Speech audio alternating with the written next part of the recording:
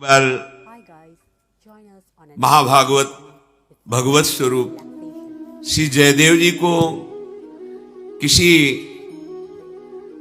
प्रेमी भक्त ने अपने यहां बुलाया। वैसे तो जाते नहीं थे, पर बहुत आग्रह करने पर उनके घर गए। बहुत ही भगवत प्रेमी महात्मा भगवत स्वरूप श्री जयदेव जी हैं। गीत गोविंद की महिमा ऐसी कि जहां गीत गोविंद का गायन किया जाए श्याम सुंदर निश्चित वहां सुनने पधारते हैं। पद्मावती जयदेव प्रेम बस कीन्हे मोहन, अष्टपदी जो कहे फिरे तक के ताके गोहन। पीछे पीछे डोलते ठाकुर जी। उस भक्त के यहां गए, उसने अर्चना वंदना की, भगवत चर्चा हुई। अब वहां से जब जाने को उद्यत हुए तो उन्होंने कहा, महाराज मेरी बहुत प्रबल इच्छा है कि आपको हम कुछ भेंट दें, क्योंकि संतों के पास जाए या संतों को बुलाए तो फिर ये बनता है। खाली हाथ जाना, गुरुदेव के पास संत महापुरुषों के दर्शन करने या भगवत श्री विग्रह के दर्शन करने, ऐसे कुछ जगहें हैं जहां निषेध किया गया है। पत्र पुष्प कुछ भी हाथ में जो तुम्हें भाव में आए। उपनिषद तत्वदर्शी महापुरुषों ब्रह्म ऋषियों के पास जब उनके शिष्य जन जाते तो अकिंचन बलकल की लगोटी लगाने वाले तो क्या ले जाते? दुर्वांकुर, तुलसी दल, वन के पुष्प ले जाके चरणों में रखते। निषेध किया गया है गुरुजनों के पास, संतों के पास ऐसे खाली हाथ नहीं। यदि सदगृहस्थ है या विरक्त है तो विरक्त है तो दुर्वांकुर है, पत्र है, पुष्प है, उनके चरणों में अर्पित कर। गृहस्थ है कुछ तो महाराज मेरी इच्छा है। और नहीं मुझे आवश्यक, प्रभु आपको आवश्यकता नहीं पर मेरी इच्छा है। तो स्वर्ण की कुछ मोहरें उनके चद्दर में बांध दी। प्रभु का प्रत्येक विधान मंगलमय है, ऐसा मानना भक्त का लक्षण है। यह बहुत कठिन बात है, प्रत्येक विधान में राजी हो जाना। अब आप वहां से चले अपनी कुटिया की तरफ। काफी लंबा मार्ग था, तो उस धनी भगत के घर से निकल के चले तो ठग लोगों ने, ठग को भगवान की ही तरफ से एक दृष्टि मिलती है। वो देख के ही पता चल जाता है किस जेब में कहां कैसे पैसे, और इतनी प्रवीण कला होती है कि आपको पता भी नहीं चलेगा। आपकी जेब काट लेंगे, बाद में जब हाथ डालेंगे तो हाथ ही निकलेगा उसमें, जेब तो गायब मिलेगी। वो गांठ देख के ही समझ गए कि धनी के यहां से आ रहे हैं, जरूर लग गए पीछे। महाभागवत जयदेव जी ने देखा कि दोनों तरफ ठगने इशारों से आपस में और नजदीक होते। तो जयदेव जी ने कहा कि आप लोग कहां जाना चाहते हैं? ठगों ने कहा कि आप जहां जा रहे हैं वहीं हम भी जा रहे हैं। जयदेव जी समझ गए। जयदेव जी ने कहा कि वो भगत के आ गए थे तो उसने कुछ ये स्वर्ण मोहरें दी। देखो हम तो भगवान के आश्रित रहते हैं, मुझे इसका भरोसा तो है नहीं, आप इनको ले लीजिए, कुछ खरीद लाइए, खाइए, आनंद लीजिए। अपनी चद्दर की गांठ खोली और स्वर्ण मोहरे दे दे, ले लीजिए आप। अगर आपको ऐसा है कि इनके लेने के लिए भाव नहीं, तो देखो हमें जाना है और आपको भी वहीं जाना है, तो रास्ते में कोई ठग ना मिल जाए, इसलिए आप रख लीजिए। दोनों भाव से कि इनको ये ना लगे कि मेरे को ये ठग समझकर शायद दे, बोले रास्ते में मिल जाओ, मैं अकिंचन बाबा जी हैं, आप रख लीजिए। उन दुष्टों ने सोचा कि बड़ा चालाक भगत है, अभी तो ये दे रहा है, आगे चलकर फंसा देगा, बहुत चतुर है। देखो बिना मांगे हमको दे दिए, इसमें बड़ा रहस्य। कपटी मन कपटे ही सोचता है, कपट वाले हृदय में कपट ही चाल रहती, उनको सीधे सरल भागवतिक शब्द भी कपट भरे दिखाई देते। ऐसे महाभागवत के प्रति भी उनका भाव है, बड़ा चालाक है, बिना प्रयास के अपने आप धन दे दिया। इसका मतलब सीधा साधा नहीं है, कोई षड्यंत्र रचेगा, आगे किसी न किसी को लगा के हमें फिर मरवाएगा। बोले चलने दो, इशारे से कहा चलने दो, आगे और जंगल है, इसका हिसाब कर देते हैं। कितना भयानक इसमें दोष बनता है कि ऐसे महाभागवत जयदेव जी के प्रति इनके कैसे भाव बने। दे दिया था, मत जाते आगे, वहीं से पीछे लौट जाते। अगर तुम्हें भय था तो साथ मत जाते, दे तो दिया ही था। बुद्धि भ्रष्ट हो जाती है जब हम अधर्म आचरण करते हैं। बड़ी नृशंस पापाचरण की वृत्तियां धन में बढ़ने लगती है। जयदेव जी ने आनंद पूर्वक उनको दे दिया, उनको कोई कष्ट नहीं हुआ।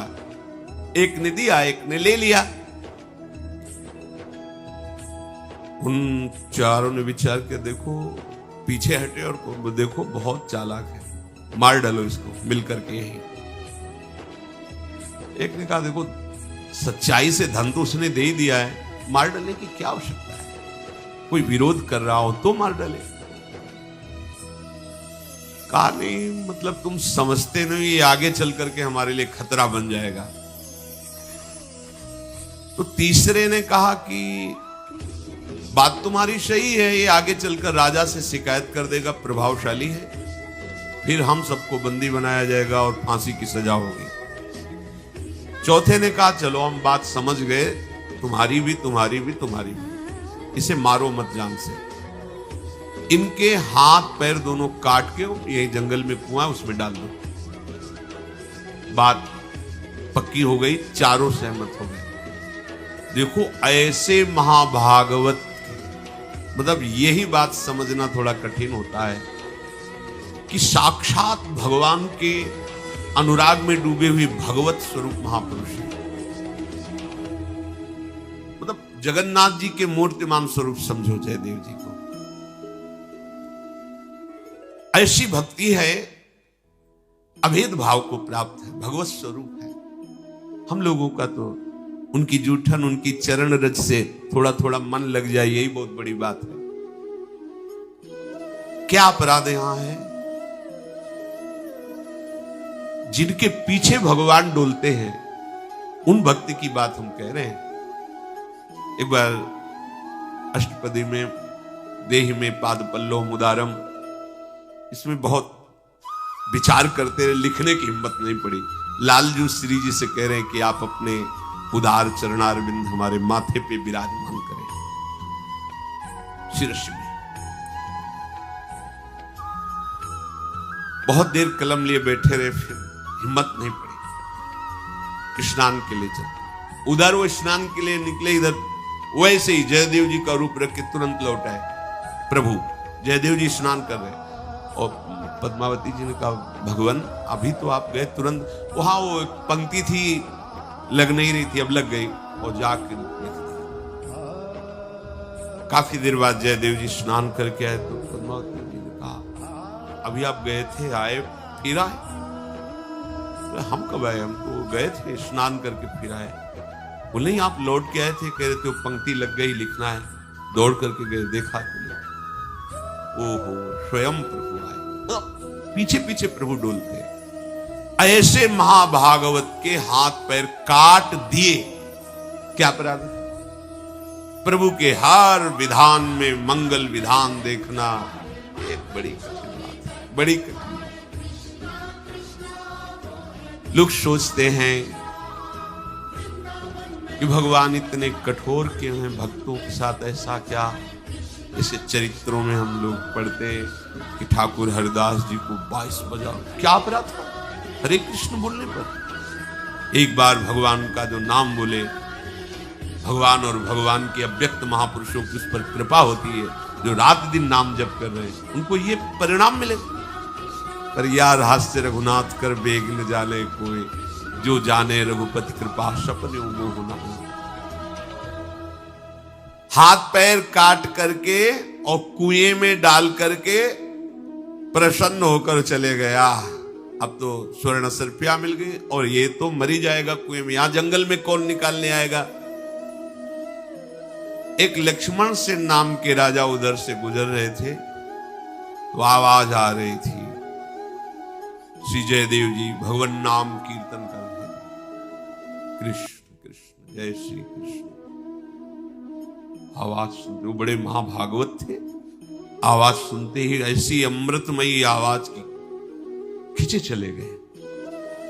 ये समझ में नहीं आ रहा था क्योंकि तृण पत्तों से सब जंगल ही था। उनका पहले प्यास लगी, पानी पिलाओ, फिर ये आवाज कहां से आ रही उसकी हम खोज करेंगे। ऐसी कोई संभावना ही नहीं थी।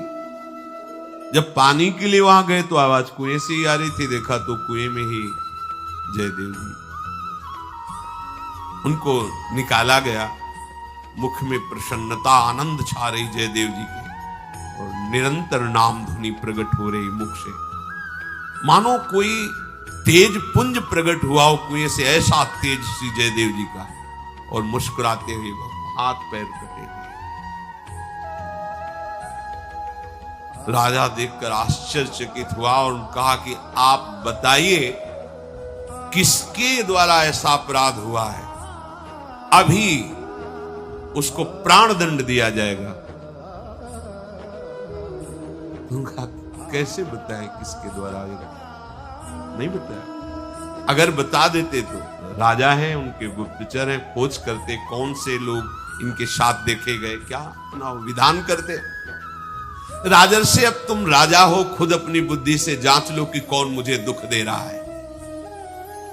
जयदेव जी से बार बार पूछा कि आपके साथ ऐसा बर्ताव किसने किया है। जयदेव जी जानते हैं कि अगर किसी भी तरह से किसी पर, तो हमारी भगवत भावना पर फर्क पड़ जाएगा, मेरे भगवान ही सब दुख होंगे। दूसरी बात है, जो दूसरे की निंदा करता है, दूसरे की चुगली करता है, दूसरे के पापाचरण को दूसरों से बताता है, उसको वही गति प्राप्त होती है जो पापाचरण करने वालों को होती है। इसलिए ये बड़े शौक से जो निंदा सुनते हैं, निंदा करते हैं, दूसरों की चुगली, दूसरों की गंदी बातें, पापाचरण, ये मलिन अंतःकरण, निर्मल अंतःकरण, आंख मुंदी भगवत प्रणाम किया। ये सब जितनी लीलाएं हैं, रजोगुणी तमोगुणी सतोगुणी मायाकृत हैं, सच्चिदानंद भगवान सब में विराजमान हैं, उनको भक्त देखता है, उन लीलाओं को नहीं। जो तमोगुणी आसुरी प्रवृत्ति की लीलाएं, रजोगुणी भोग प्रवृत्ति की लीलाएं, वो नहीं देखता। जयदेव जी ने कहा अपने दुख का कारण तो हम बता ही नहीं सकते कि कौन और कैसा दुख, ये है महाभागवतों की बात। वही राजा बादशाह जब ठाकुर हरिदास जी के समीप गंगा में जो फेंक दिए गए थे, किनारे लगे, फिर वहां तो जब सुना तो गए चरणों में प्रणाम, मैं आपकी महिमा नहीं जानूं। बोले नहीं कोई दुख नहीं। बोले आपको इतना नहीं, कोई पीड़ा नहीं, मेरे हरि का कोई मंगल विधान है, तुम निश्चिंत रहो, तुम जाओ, सुखी रहो, आनंदित रहो, तुम्हें कभी दुख न प्राप्त हो, मुझे कोई पीड़ा नहीं। कैसा हृदय होता है भगवान के शरणागतों का। ये गोविंद का लीला विलास है। जयदेव जी ने कहा, जयदेव जी के इस भाव को देखकर राजा बिक गया कि अपने दंड देने वाले को भी दंड देने की इच्छा नहीं है। ये तो महाभागवतों में होती, किसी दूसरों में नहीं होती। साष्टांग प्रणाम किया और कहा, महाराज यदि आप कृपा करें तो मैं आपको अपने राजमहल में ले चलना चाहता हूं, आप आदेश कीजिए और वहां कुछ दिन आप सेवा स्वीकार कीजिए। मेरा बड़ा सौभाग्य होगा यदि आप हां कहेंगे।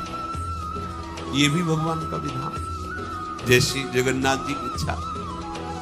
राजा ने पालकी में बिठा करके भगवान नाम कीर्तन करते हुए जयदेव जी को महल में ले गए और उनके जो हाथ पैर के घाव थे, राजवैद्यों के द्वारा औषधियों का लेप करके ठीक कराया गया। वो घाव भरे।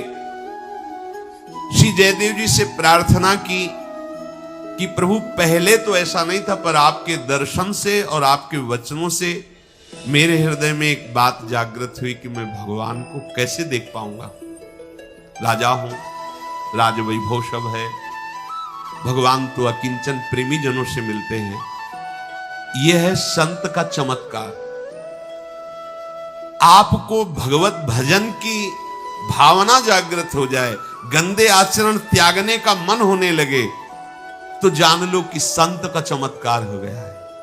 संत का चमत्कार है, बाहरी छूछा नहीं, हृदय का परिवर्तन कर देना, विषयी हृदय को वैरागी बना देना, जगत में आसक्त चित्त को भगवत आसक्त कर देना। यह दुर्लभ बात संतों के संग से होती है। संतों का संग मिला मानो आवागमन चक्र से, अब हमारा छुटकारा हो जाएगा। बड़े भाग पाई सत्संगा, बिना प्रयास होई भवभंगा। प्रभु मुझे वो उपाय बताओ जिससे भगवान का साक्षात दर्शन हो जाए। तो उन्होंने कहा कि राजन, वैसे तो अनेकों साधनों का शास्त्र में वर्णन है, पर सहज और बहुत जल्दी भगवत साक्षात्कार करने का एकमात्र उपाय है भगवान के प्रेमी भक्तों और संतों की सेवा की जाए। इससे बहुत जल्दी भगवान प्राप्त क्या हो जाते, भगवान बिक जाते हैं। संतों की सेवा से भगवान बिक जाते हैं। राजन, यदि अनेक प्रकार के मेवा मिष्ठान और संतों की सुख सामग्रियों से उनकी पूजा की जाए, उनको बुलाया जाए, उनका चरणामृत उतारा जाए, उनको भोग पवाया जाए, उनके चरणों में बैठकर उनके श्रीमुख से भगवत चर्चा सुनी जाए, तो निश्चित भगवान का साक्षात्कार हो जाए। और इसके एक नहीं, बहुत से इतिहास में उदाहरण बढ़े हुए हैं। संतों का आगमन और संतों का भगवत जस गाना, उन्हीं के बीच में भगवान विराजमान। मद भक्ता यत्र गायंती तत्र तिष्ठामि नारदः। जहां मेरे भक्त एक साथ नाम कीर्तन करते हैं, मेरी चर्चा करते हैं, वहां। और भगवान को साक्षात भोग लगाने का उपाय संत जन ही है। भगवान को अगर प्रगट में पवाना है तो संतों के मुख से भगवान पाते हैं। जैसे गर्भस्थ शिशु को पुष्ट करना हो तो मां को अच्छे अच्छे पदार्थ पवाओ तो उसके उदर में पल रहा गर्भस्थ शिशु पुष्ट होगा। ऐसे ही उदर में विराजमान भगवान और मां स्वरूप संत जन, जब संत जन पाते हैं तो भगवान को प्रसन्नता होती है, पुष्टता होती है। जयदेव जी ने ऐसी आज्ञा दी तो चारों ओर अपने सेवक गणों को भेज भेज कर जहां संत भगवान दिखाई देते, दैन्यता पूर्वक राजमहल में बुलाते और उनकी सेवा करते। बैठ करके नाम कीर्तन भगवत कथा वार्ता सुनते, आनंदित होते। इनकी ऐसी ख्याति फैल गई कि कोई भी कंठी तिलक धारण किए हुए हो और मिले तो उसे आदर के साथ लाया जाए और जो उसकी इच्छा हो उसके अनुसार उसकी सेवा की जाए। राजा है, कोई कमी तो है नहीं। तो ये बात चारों ओर फैल गई। इन चारों ठगों को वो बात सुनने को मिली। जो इच्छा हो तो बोले अब चोरी करने की जरूरत नहीं है, बस तिलक लगाने में कितनी देर लगती है। ऐसे कर लो तो शैव तिलक लग गया, ऐसे कर लो तो वैष्णव तिलक लग गया, देर क्या लगती है। लेकिन साधुता आने में जन्म जन्म लग जाती है। साधुता आना, ये है साधुता श्री जयदेव जी। ठगों ने सुना कि कंठी माला धारण करने मात्र से ही राजमहल में राजा प्रणाम करता है और जो चाहे वो प्राप्त कर लेता है। जयदेव जी का आदेश था, माला तिलक मुद्रा भी संयुक्तो यह प्रदर्श्यते चांडालोपि महीपाल पूजनीयो न संशया। तुम्हें केवल इतना देखना है कि गले में कंठी, मस्तक में माला और मुख में भगवान नाम उच्चारण कर रहा है, बस उसका दर्शन ही तुमको पावन कर देगा। उसकी सेवा करो, ऐसा हमारा आदेश है। ठगों ने सुना, साधु वेश धारण किया और महल में प्रवेश किए। बड़े बड़े तिलक, अब उनको ज्ञान तो है नहीं कि कौन सा तिलक कहां कैसे लगाया जाता है। और जयदेव जी जहां से संत प्रवेश होते थे तो दर्शन के लिए तो हाथ पैर तो थे नहीं, तो ऐसे गद्दी में बिठा देते। जो संत भगवान निकलते तो उनके देखो, हम संत हैं ऐसा संतों में भाव नहीं होता। ये भाव नहीं, ये संतों में भाव नहीं। अगर उनसे हृदय से पूछो तो एक ही बात निकलेगी, असमय अधम सखासु। जहां किसी महाभागवत ने अपना परिचय बताया है, वहां ये नहीं बताया कि मैं संत हूं, कभी ऐसा नहीं सुना। सबरी जी के सामने भगवान बैठे, कोई संशय है कितनी बड़ी महापुरुष है, पर भगवान से करें अधम ते अधम अधम मति नारी, तीन माँ मैं मति मंद अघारी। हनुमान जी महाराज कह रहे हैं, एक में मंद मोह बस कुटिल हृदय अज्ञान, और है कौन ज्ञानी नामक गिरगण्य महाभागवत। अब सबके दर्शन हो इसलिए उनको ऐसे चारों ठगों ने देखा ये वही है जिसके हाथ पैर काट के जंगल में डाल दिए गए थे, अब क्या करें। पसीना पसीना हो गए कि राजा इसके अधीन है, ये राजा का गुरु है। चारों ने देखा, बोले कुछ भी हो, अगर पीछे हटे तो पकड़े जाओगे। जयदेव जी ऐसे ऐसे, चारों ने पहचाना नहीं। जयदेव जी बिल्कुल ऐसे मानो पहचाना ही नहीं। चारों उनका बच गए, पहचाना नहीं, चुपचाप निकल चले। जयदेव जी ने उनको भी प्रणाम किया, कुछ बिल्कुल ऐसे गंभीरता से प्रणाम किया और राजा को बुलाया। जब वो चले गए, बोले ये जो चार महात्मा गए हैं इनका विशेष सत्कार, ये हमारे विशेष प्रेमी हैं। राजा को जब आज्ञा कर दी मेरे विशेष प्रेमी है, अब तो चरणामृत उतारना, आरती पूजा, ये है महाभागवत, ये विशेष प्रेमी है, ये है भक्त। करत जे अनुशहन निंदक तिनहु पे अनुग्रह किया, ये केवल भक्त में होता है, ये बनावटी में नहीं हो सकता, ये केवल भक्त हृदय से ही होता है। उमा संत कहे यही बड़ाई, संत सामने लिख लेना बहुत सरल है, दो शब्द, संत प्रवर, अंतरराष्ट्रीय संत या संत लिखना बहुत सहज है, लेकिन हृदय में साधुता आ जाना, गोस्वामी जी मांग रहे हैं प्रभु से, कबहू कहो यह रहन रहोंगो, श्री रघुनाथ कृपालु कृपाते, साधु स्वभाव, साधु स्वभाव भगवान को अधीन कर लेता है। देखो ये मनुष्य कृत बुद्धि हो ही नहीं सकती। राजा को बुला के कहा विशेष सत्कार, क्योंकि ये मेरे बड़े प्रिय और पूर्व परिचित संत हैं, हम जानते हैं, पूर्व परिचित है, बड़े प्रेमी है, वो हाथ पैर यही काट के डाल गए थे कोई। जे ही जयदेव जी ने ऐसी आज्ञा की, बड़ा स्वागत किया। राजा स्वागत कर रहा है, चारों कह रहे समझो बकरे को जब बलि दी जाती है तो पूजल भी किया जाता है, अच्छा खवाया जाता है, खा लो। सबसे ज्यादा राजा की दृष्टि आप पे ही है, तो ये ना समझो तुम्हारा पूजन हो रहा है, बलि के लिए भी तैयार रहना, क्योंकि वो जिसके हाथ पैर काटे थे उसने बुला के कुछ कहा है। कपटी तो कपट ही सोचता है ना। राजा औरों को तो जाने दिया, जो खा पी के जल्दी जाने को हुए तो उनका नहीं महाराज, आप तो हमारे गुरु जी के विशेष प्रेमी, आपको तो रुकना ही पड़ेगा, आपके हाथ जोड़ते हैं, आपके पैर पड़ते हैं, आज तो आपको नहीं जाना। मतलब अब तो पक्का, मतलब जो दुष्ट स्वभाव होता है वो दुष्टता नहीं छोड़ता है।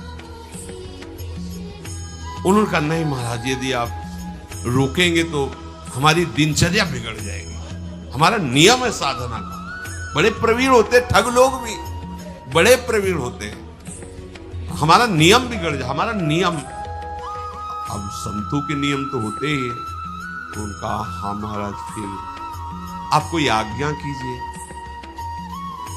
आप में विशेष श्रद्धा दिखाई दे रही है, इसलिए कह रहा हूं, दूसरों से तो कहता नहीं।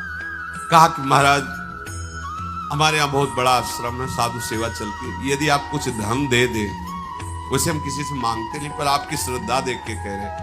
राजा ने कहा धन? सेवकों को कहा खजाना खोल दो, ये हमारे गुरु जी के विशेष। अब उठा गए, उनको भोजन तो मिल ही गया, सब कुछ हो गया, उन्होंने सोचा ऐसा धन मिल जाए जो इतना श्रद्धा दिखा रहा है, जब ठगाई छोटे छोटे पैसों के लिए क्या कर, यहीं से ले जाए। राजा ने कहा इनको खजाने में ले जाओ और जितना ये बांध पावे, जितना ले जाएं ले जाओ।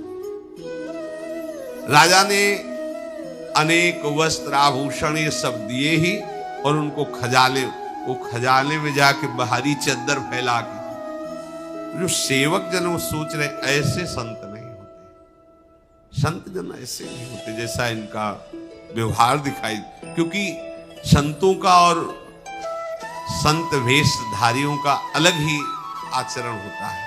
थोड़ी देर दिखावा होगा पर आप गौर से देखोगे तो जमीन आसमान का अंतर होगा, जैसे पीतल और स्वर्ण। कांति आपको एक जैसी लग सकती स्वर्ण और पीतल की, लेकिन थोड़ी देर देखने में अंतर पता चल जाएगा कि ये स्वर्ण है तो ये पीतल, पहचान वाले को। अब वो इतना गट्ठर बांधे कि अकेले उठ नहीं रहा था।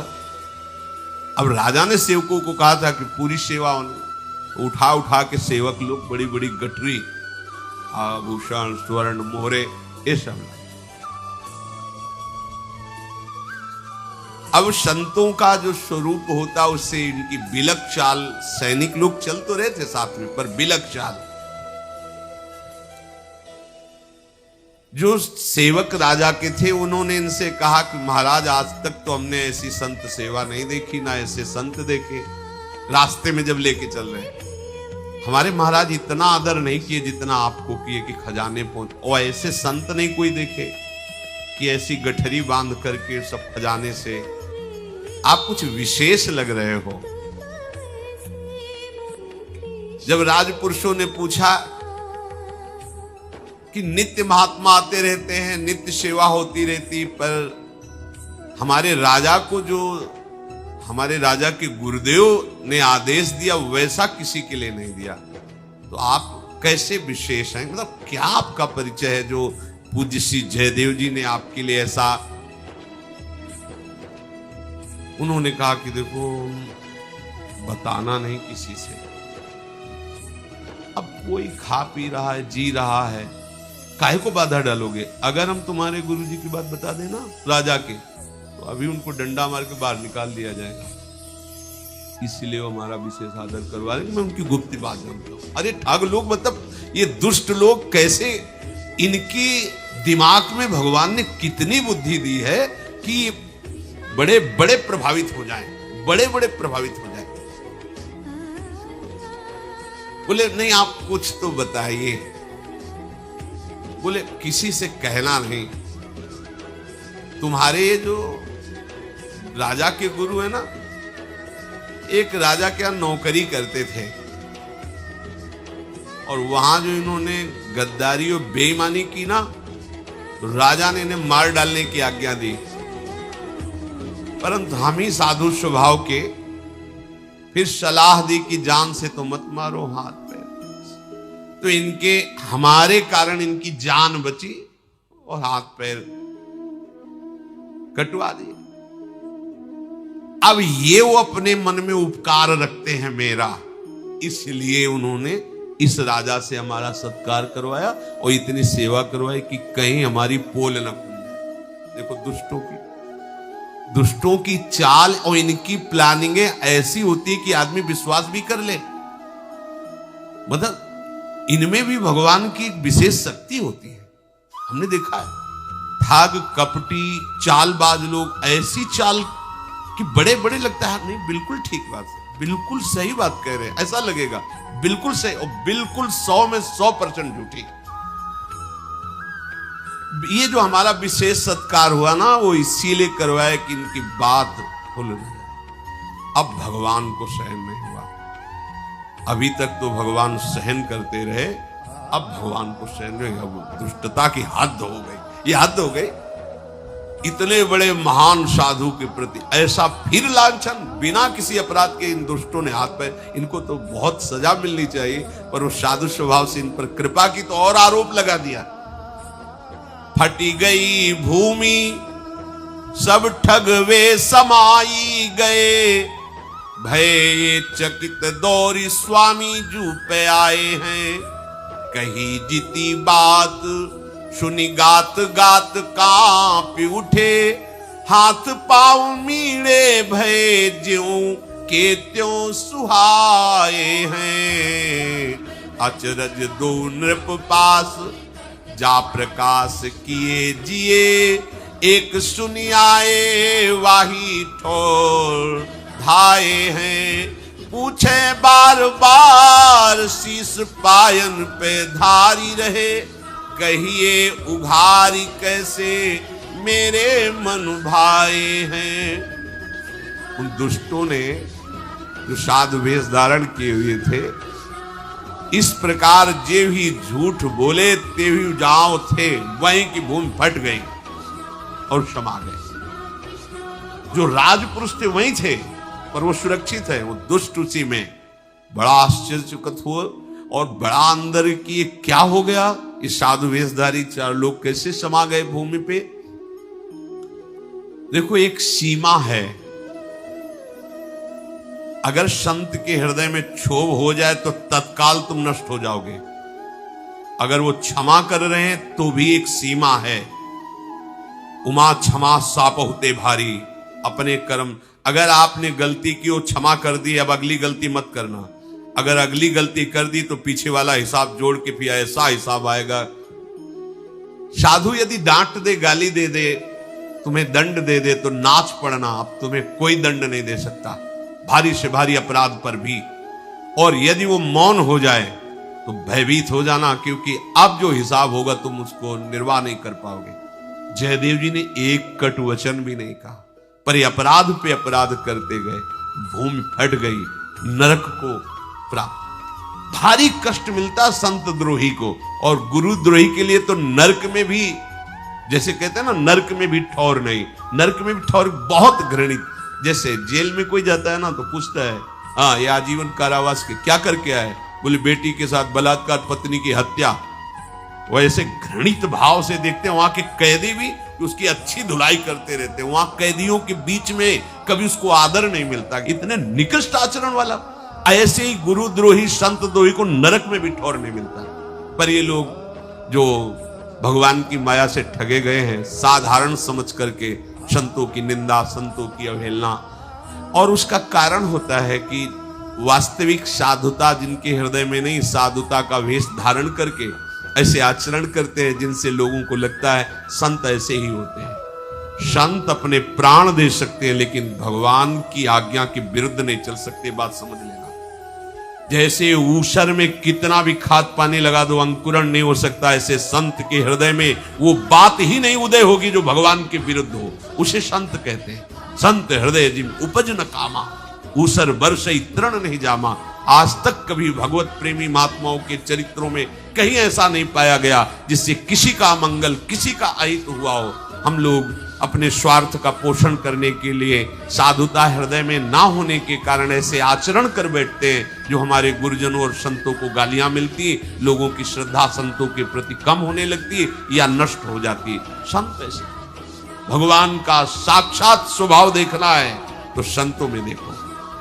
उनके स्वामी का पूरा स्वभाव अवतरित होता है संतों के हृदय में। जिन्होंने मारा, जिन्होंने गालियां दी, उनको परम पद प्रदान कर दिया, ये संतों का स्वभाव। उमा संत कही है बड़ा, यही संत की बड़ाई। वो लात मार रहे हैं, बोले राम भजे हितनाथ तुम्हारा, तुम्हारा मंगल हो जाएगा यदि प्रभु का भजन करोगे। श्री जयदेव जी के पास वो भागते हुए गए और कहा, स्वामी जी वो जो चार संत जिनको आप बहुत प्रेमी कह रहे थे, वो ऐसा ऐसा बोल रहे थे, उसी समय धरती फटी और वो उसमें समा गए। राजा भी उसी समय जयदेव जी के पास, जयदेव जी को बड़ा दुख, नहीं भगवान, नहीं भगवान, ऐसे। अब उनके हाथ तो कटे हुए थे, जैसे जैसे ऐसे किए, नवीन हाथ और नवीन पैर, स्वस्थ एकदम तेजो में। और वो कहते थे, नहीं भगवान ऐसा नहीं, उनको क्षमा करो, आप उनको दंड मत दो, प्रभु आप क्षमा करो।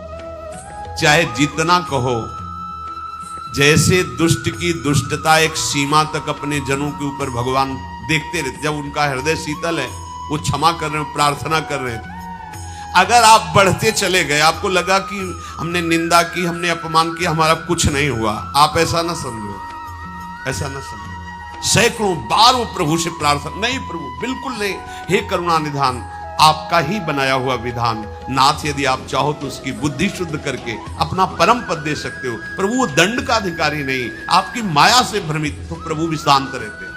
अब उसको लगा कि हम तो इतनी बार निंदा की, इतना अपमान किया, कुछ नहीं बिगड़ा ना, इसका मतलब कोई नहीं बिगड़ने वाला। और जहां अपराध किया, फिर भगवान भक्ति की भी नहीं सुनते, फिर भगवान भक्ति की भी नहीं सुनते। साधु अवज्ञा कर फल ऐसा, जरे नगर अनाथ कर जैसा। जब राजा ने देखा कि इनके सुंदर सुंदर कर कमल और चरण कमल प्रकट हो गए, तब उन्होंने कहा, प्रभु कोई तो गुप्त बात है, आप कृपा करके बताओ, अभी तक छुपाते रहे, क्या बात है? आप इतने दुखी हुए उनके लिए, आप उनके लिए आज्ञा की विशेष सेवा कीजिए और उनका धरती में फटकर समा जाना और आपके नवीन हाथ और पैर उदय हो जाना, आप कृपा। तो उन्होंने कहा कि आप दोष दर्शन मत करना। उनकी प्रवृत्ति अर्थ में थी, धन में थी। मोहरे लेकर भक्त ने दिया था, जा रहे थे, उनकी ऐसा लगा कि इनकी इच्छा, हमने उनको दे दिया, फिर भी उनको संतोष नहीं हुआ, हमारे हाथ पैर काट करके कुएं में डाल दिए, फिर आप मिले। तो जो मेरा अहित अमंगल करता है वो किसी तरह मेरे से तो जुड़ा ना, उसका मंगल होना चाहिए। संतों की क्या भावना? किसी तरह मेरे से जुड़ा ना, लोभ से सही, किसी तरह उसका मंगल होना चाहिए। राजा को बड़ी प्रसन्नता हुई, हृदय में मानो नवीन प्राण आ गए। क्यों नवीन प्राण? अश्रद्धा हो रही थी कि ऐसा कैसे हो सकता है कि मेरे गुरुदेव ऐसे थे, जिनके दर्शन मात्र से मुझे भगवत प्रीति का भाव जागृत हुआ, वो एक अपराधी थे, उनके हाथ पैर कटवा करके डाल दिए गए, ऐसा कैसे हो सकता है? दूसरी बात, जो साधु वेश में आए वो ऐसा कैसे आचरण कर सकते हैं कि धरती फट जाए? जब पूरा रहस्य समझ में आया, उनको बड़ी प्रसन्नता हुई। राजा ने जयदेव जी से कहा, अभी तक जिस बात के लिए तरसते रहे वो आज आप कृपा करके पूरा करो। अपने चरणों का चरणामृत और अपना कर कमल हमारे सर पर रखो। तो प्रभु के हर विधान को जो मंगलमय जानता है, मंगलमय मानता है, वही भगवान का शरणागत है।